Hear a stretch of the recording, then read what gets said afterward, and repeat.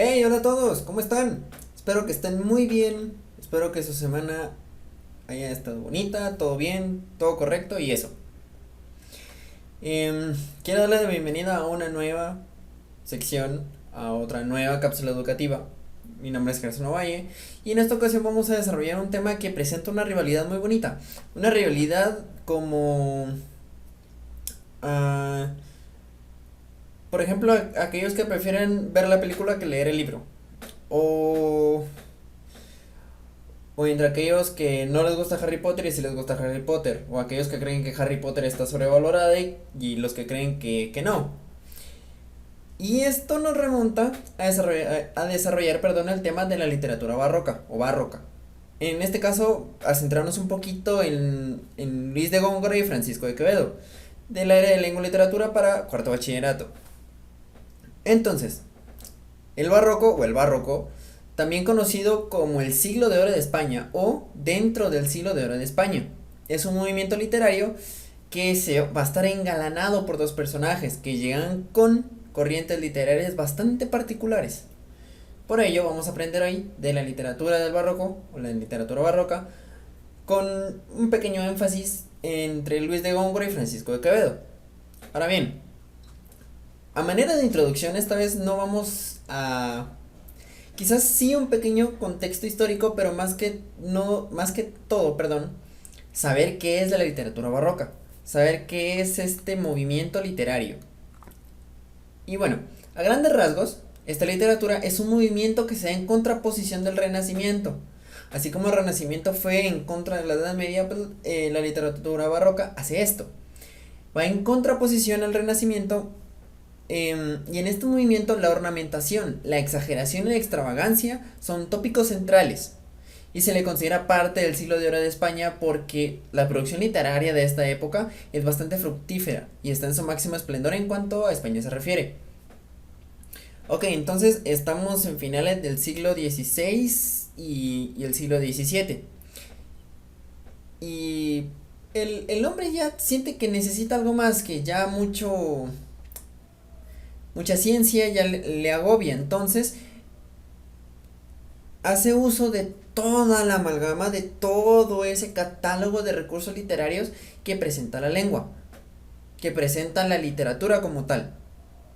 Y a partir de esto empiezan a crear obras y obras y obras y obras. Ahora bien, eh, ¿quiénes eran esos dos personajes que se supone que engalanan este movimiento? ¿Quiénes son esos dos representativos de la literatura de este entonces? ¿Cuáles fueron las corrientes literarias que produjeron y que marcaron este movimiento con esa gran rivalidad?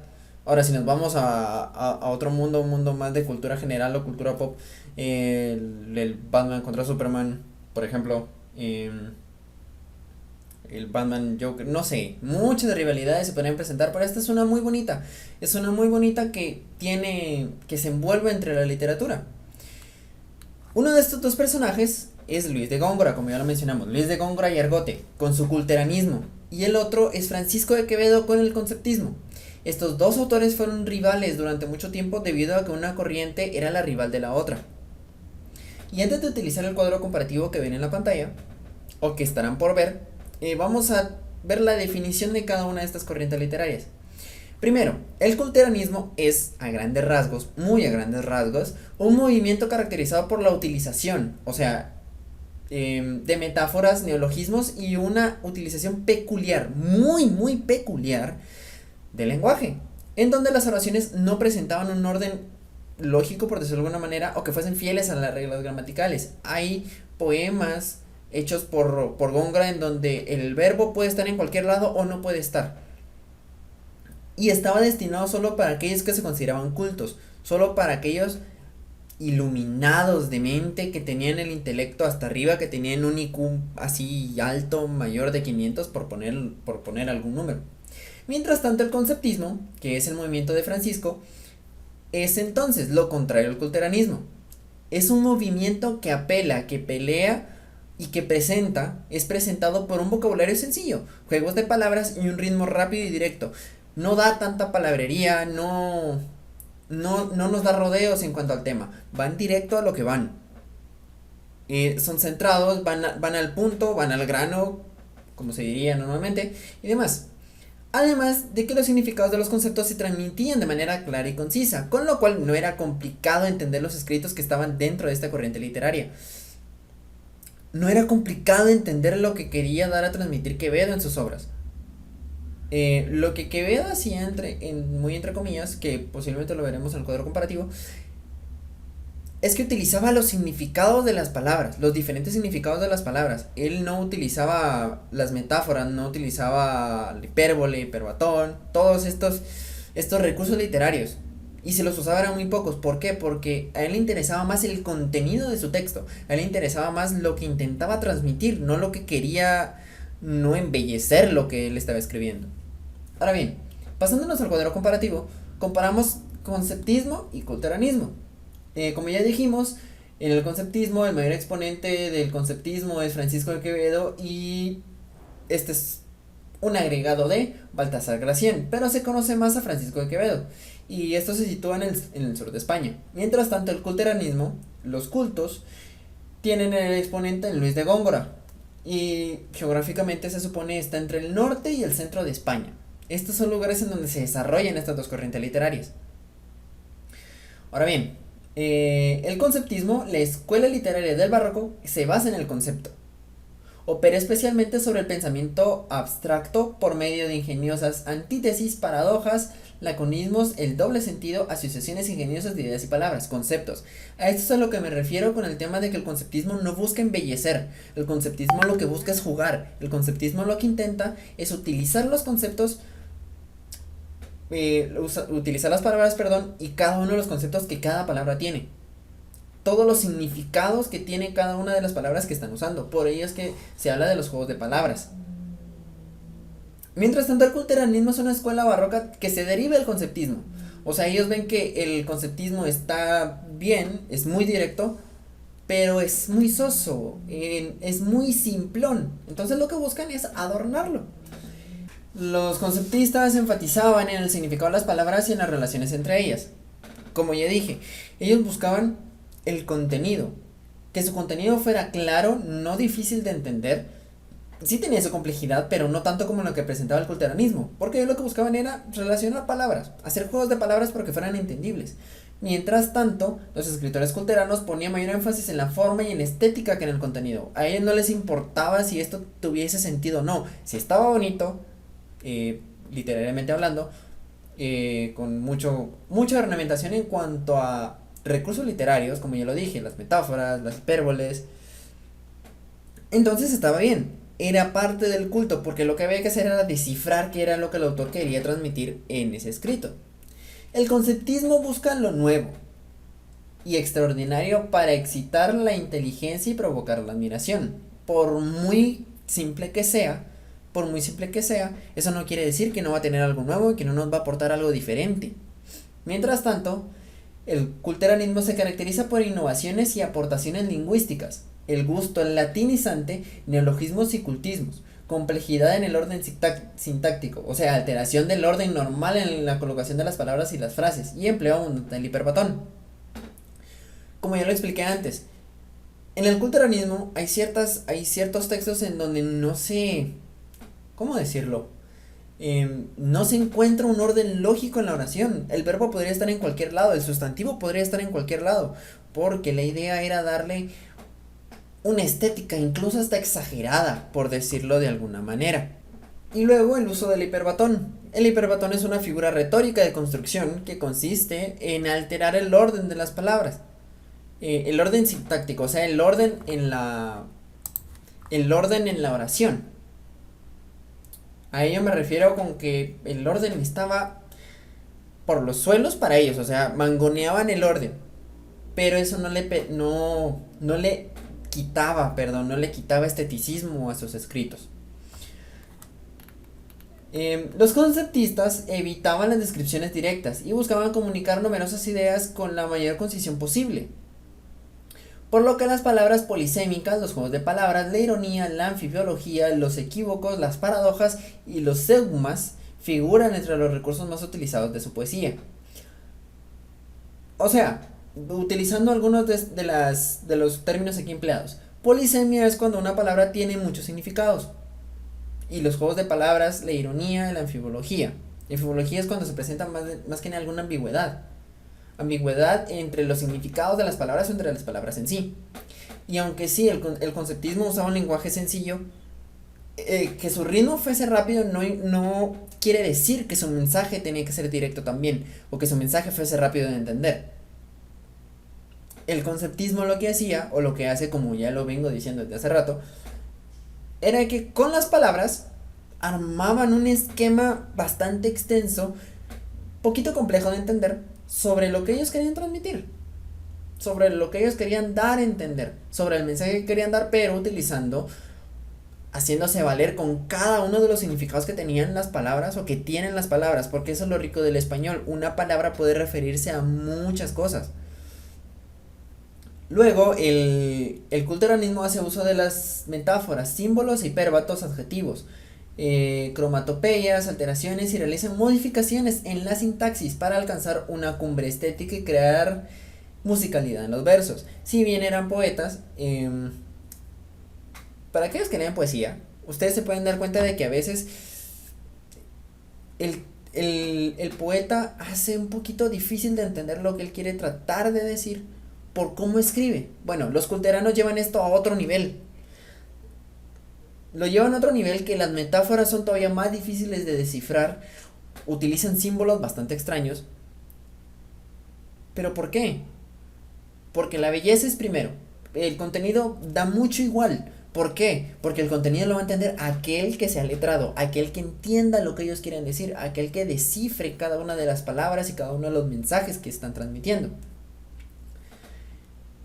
El conceptismo empleaba la metáfora, la alegoría y la antítesis, el paralelismo, entre otras técnicas para establecer relaciones entre conceptos. Las metáforas no son tan difíciles en cuanto al conceptismo, porque a ellos se les interesaba el contenido. Por ello es de que presentan el paralelismo, o sea, contraponer conceptos, contraponer palabras, contraponer significados, de manera que estos se pudieran relacionar o que pudieran desarrollar el tema en cuestión. Mientras que el culteranismo, además de la sonoridad, aparecen referencias a colores, rehuyendo, léxico común, escarlata para rojo, cerúleo, sí, cerúleo para azul y lino para blanco. O sea, por mostrar algo bonito, ellos utilizaban otras palabras que no fueran las originales. ¿Por qué? Porque la idea es darle, elevar el concepto de bello en cuanto a literatura se refiere, por poner algún ejemplo. La estética conceptista tiene su origen remoto en la poesía cortesana del siglo XV. Tanto el uso de la glosa como el desarrollo de la literatura emblemática y didáctica, obligado a utilizar frases breves y conceptuosas, impulsaron la evolución de la poesía hacia fórmulas conceptistas. Como bien lo dice aquí el enunciado, usaban frases breves y con muchos conceptos, que tuvieran los conceptos necesarios para que fuesen entendibles, para que su contenido fuera rico en cuanto a mensaje. Mientras tanto, el culteranismo, son frecuentes los temas mitológicos y la evasión del mundo contemporáneo. A ellos no les interesa lo que pasa afuera, a ellos no les interesa lo que les rodea, lo que les interesa son ellos, su grupito selecto. Sí, son bien clasistas, vamos a ser bien, muy sinceros.